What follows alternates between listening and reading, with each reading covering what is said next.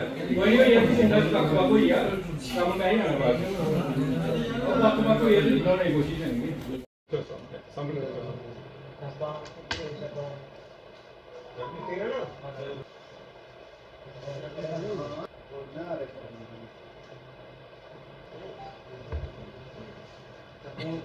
जी sir बताएं जो आज की पत्रकार वार्ता। आज ये पत्रकारिता इसलिए है कि सावन मास की अमृत कथा का आयोजन जो है वो 16 जुलाई एतवार से 16 अगस्त तक ये सावन के महीने की कथा जो है ये कठुआ आर्य समाज के इस पवित्र हाल के अंदर चलेगी। इस बार जो है वो 25वां साल इस कथा को पूरा होगा सिल्वर जुबली के तौर पर। पिछले 25 साल से ये कथा जो है ये आर्य समाज मंदिर वेदों के आधार पर ये कथा चल रही है। अलग अलग प्रवक्ता 25 साल के अंदर आए और उन्होंने वेदों के आधार पर ये जहाँ कथा हमें सुनाई। इस बार जो 25वीं बार जो कथा शुरू हो रही है हिमाचल से माता सत्यप्रिय जी, और एक उसके बाद 20 तारीख के बाद एक और प्रवक्ता आएंगे, तो वो जब आएंगे उनका नाम फिर हम आपको सुनाएंगे। लेकिन पहले जो है ये माता सत्यप्रिय जी कल से वो कथा शुरू करेंगी। आज वो जहाँ दोपहर के बाद 2 बजे के बाद आ जाएंगी। तो मेरी माताओं बहनों से प्रार्थना है, कठुआ नगर वासियों से, गाँव वासियों से, कि आप लोगों को पता है कि यहाँ कथा चलती है, लेकिन फिर आपको याद दिलाने के लिए पत्रकारिता जो हम कर रहे हैं। तो मेरी माताओं बहनों से, भाइयों से, दुकानदारों भाइयों से, मजदूर भाइयों से, किसान भाइयों से प्रार्थना है, बच्चों से भी, कि इस कथा को सुनने के लिए ठीक शाम 4 बजे ये कथा शुरू होगी और 6 बजे तक ये कथा चलेगी हर रोज़। उसके बाद हर रोज़ आपको पता है सावन महीने के अंदर पकवानें, कई किस्म की पकवानें बनती हैं और पकवानों का ही प्रसाद जो है ये पूरा 32 दिन की कथा चलती है। अंत में लंगर भी होता है। तो मेरी माताओं बहनों से प्रार्थना है कि आप ठीक 4 बजे आएँ और 6 बजे, जहाँ आर्य समाज का टाइम बड़ा फिक्स रहता है, समय पर कथा शुरू होती है और समय पर ही समाप्त होती है। तो आप मेरी फिर माताओं बहनों से यही प्रार्थना है कि आप उस परम पिता परमात्मा के चरणों में लगें। सावन महीना जो है ये एक पूजा पाठ ही महीना होता है। कहते हैं कि सावन महीने में जो लोग पशुओं से काम लेते थे उनको भी छोड़ देते हैं। वो पशु भी जो है उनको फ्री में छोड़ देते थे।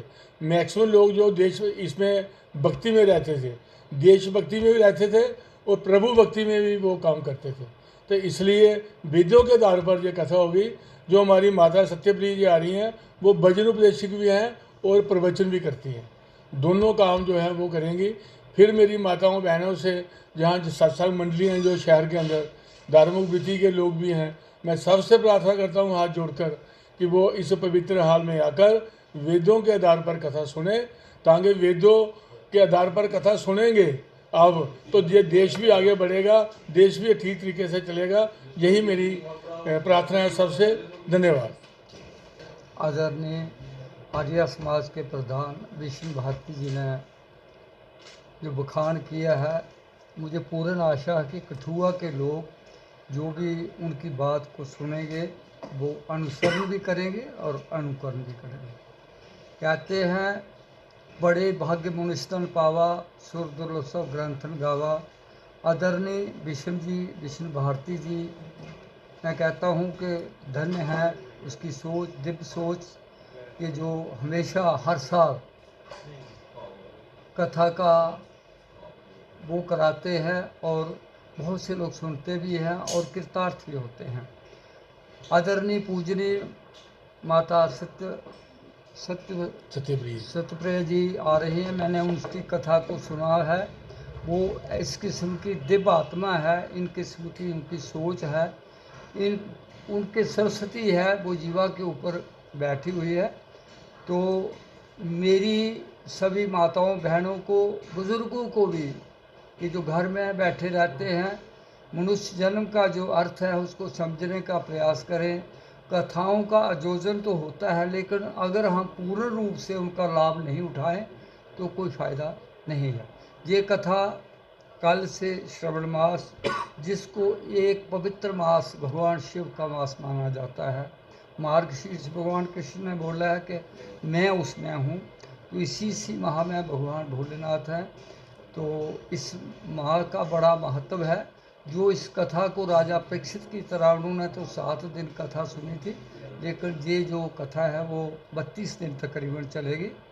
तो मैं आप लोगों को एक बुज़ुर्ग 84-85 साल का होने के नाते कहूँगा कि समय निकाल लें, समय जो है वो अनुकूल बनाएं।